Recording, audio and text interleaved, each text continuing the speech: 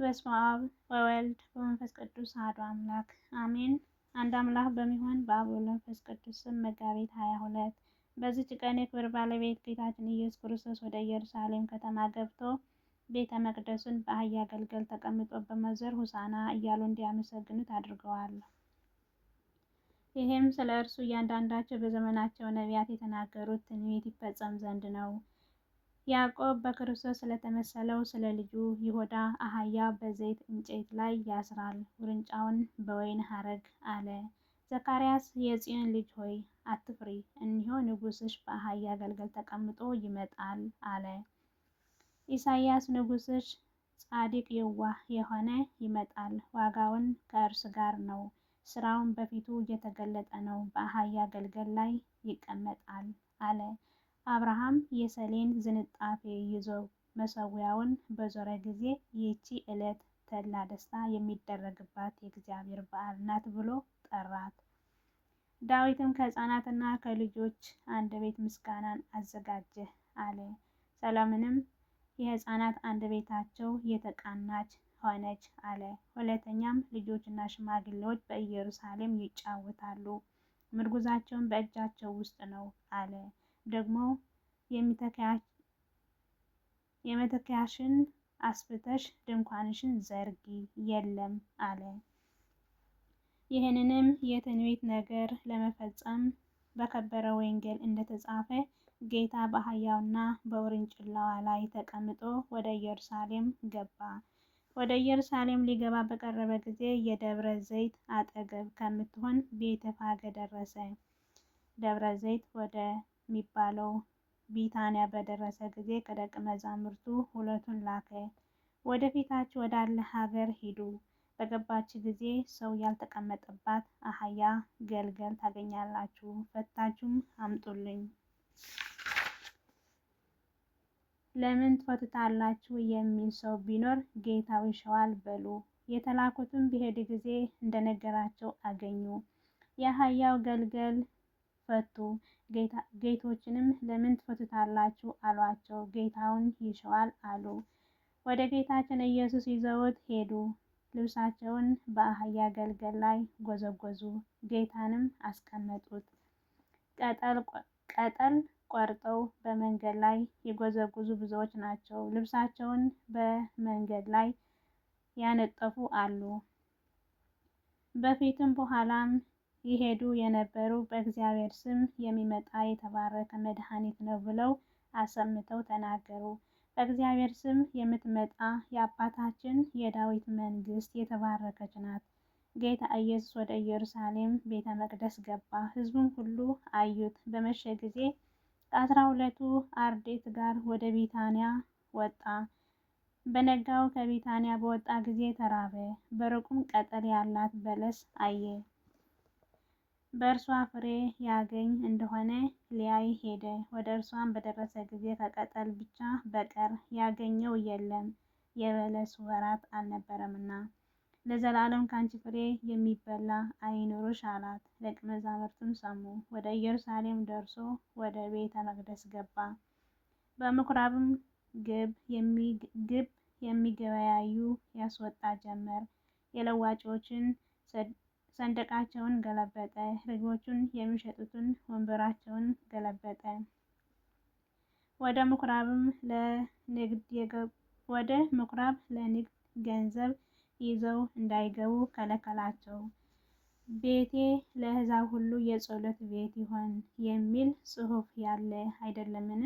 እናንተ ግን የሌቦች የወንበዴዎች ዋሻ አደረጋችኋት ብሎ አሰምቶ አስተማራቸው። ዮሐንስም እንዲህ አለ።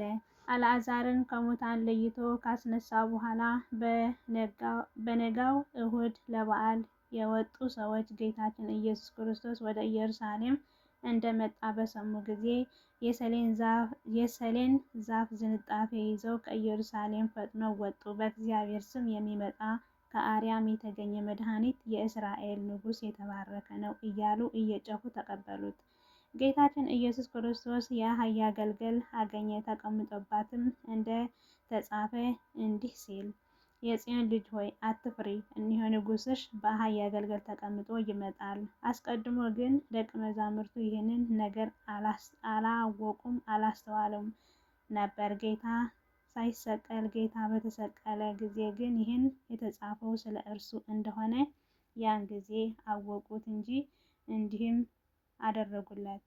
አልዓዛር አልዓዛር ብሎ ከሙታን ለይቶ እንዳስነሳው ባስነሳው ጊዜ ከእርሱ ጋር የነበሩ ሰዎች መሰከሩለት። ስለዚህም ሕዝቡ አመኑበት፣ ያደረገውን ተአምራትን ሰምተዋልና። የሕፃናትን ምስጋና ደግሞ አልዓዛርን ማስነሳቱን። የካህናት አለቆችና ፈሪሳውያን ግን እርስ በርሳቸው የምታገኙት ረብሃ ጥቅም እንደሌለ አታውቁምን? እነሆ ሰው ሁሉ አመነበት አሉ። ማቴዎስ እና ማርቆስ የሰሌን ነገር አላወሱም። ሌሎችን ከእንጨቶች ቅጠሎችን እየቆረጡ በመንገድ ውስጥ ጎዘጎዙ አሉ እንጂ ሉቃስንም ቅጠልን ወይም ሰሌንን አላወሳም። ሲሄዱ ልብሳቸውን በመንገድ ላይ ይጎዘጉዙ ነበር አለ እንጂ። ዮሐንስ ግን ለብቻው ከኢየሩሳሌም ከሰሌን ዛፍ ላይ ዘንባባ ቆርጠው ያዙ አለ።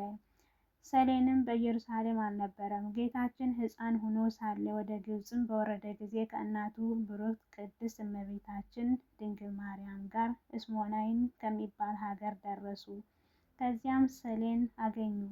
ጌታችንን ከስሯ ተነቅላ ሄዳ በደብረ ዘይት ላይ እንድትተከል አዘዛትና ያን ጊዜ ወደ አየር ወጥታ በረረች። ሄዳም በዚያ በደብረ ዘይት ተተከለች። ከእርሷን ወስደው የክብር ባለቤት ጌታችን ኢየሱስ ክርስቶስን ተቀበሉት። ጌታችንም የሆሳዕናን ዑደት ባሳየ ጊዜ የአይሁድ ወገን ቅናት ያዛቸው። በሚገድሉትን ገንዘብ ምክንያት ፈለጉ። ለእርሱም ምስጋና ይሁን አሜን። በእኛ ላይም ይቅርታው ቸርነቱን ይደረግልን ለዘላለሙ አሜን። በዚች ዕለት የከበረ መንፈሳዊ አባት የእስክንድርያ ኤጲስቆጶስ አባ ቄርሎስ አረፈ። ይህም አባት የቤተ ክርስቲያን ትምህርት በመማር ያደገና እጅግ አዋቂ ምሁር ሆነ። ከእርሱም በፊት የነበረ ኤጲስቆጶስ አባ በርኬሲስም ባረፈ ጊዜ ይህን አባት መርጠው ለኢየሩሳሌም ኤጲስቆጶስ አድርገው ሾሙት። በተሾመ ጊዜ ከመነናውያን፣ ከአርዮሳውያን፣ ከተኩላዎች በመልካም አጠባበቅ ሕዝቡን ጠበቀ። የኤጲስቆጶሳት ጉባኤ በሰርዴቄ በተደረገበት ጊዜ ይህን አባት ከዚያ ደርሶ አርዮሳውያን ተከራከራቸው። ምላሹም አሳጥቶ አውግዞ አሳደዳቸው። አካክዮስንም ከቂሳሪያ ሀገረ ስብከት መንበር አሳደደው።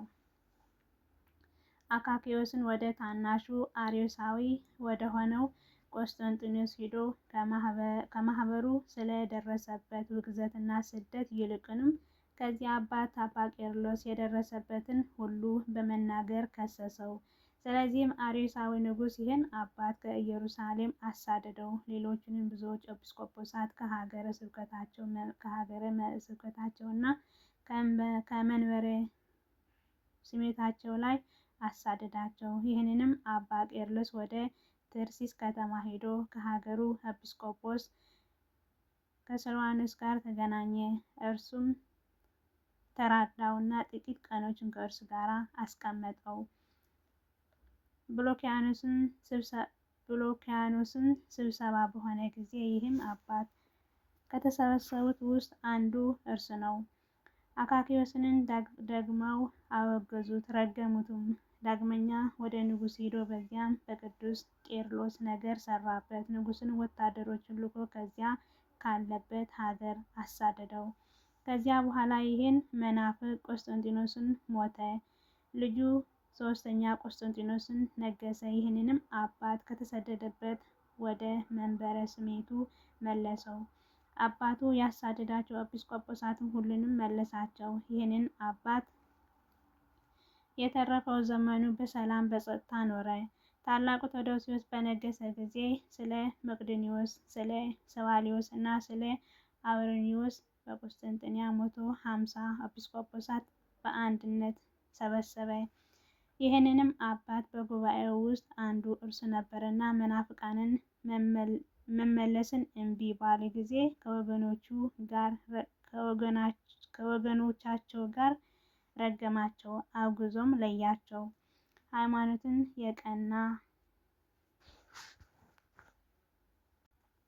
ሃይማኖቱ የቀና ነውና ሃይማኖታቸው የቀኑ 318 ኤጲስቆጶሳት በሰሩት ጸሎተ ሃይማኖት ላይ ለመንግስት ፍጻሜ የለውም ከሚለው ቀጥሎ እንዲህ የሚል ጨመረ።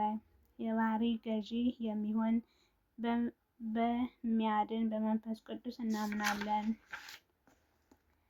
ከአብ የተገኘ ከአብ ከወልድ ጋር እንሰግድለታለን፣ እናመሰግነዋለን። በነቢያትም አድሮ የተናገረ ሐዋርያትም ሰብስበው በአንድነት ባደረጓት ሁሉ ከላይ በምትሆን ክብርት ንጽሕት ጽንዕት ልዩ የምትሆን በአንዲት ቤተ ክርስቲያን እናምናለን። ኃጢአት በሚሰረይባት በአንዲት ጥምቀትም እናምናለን።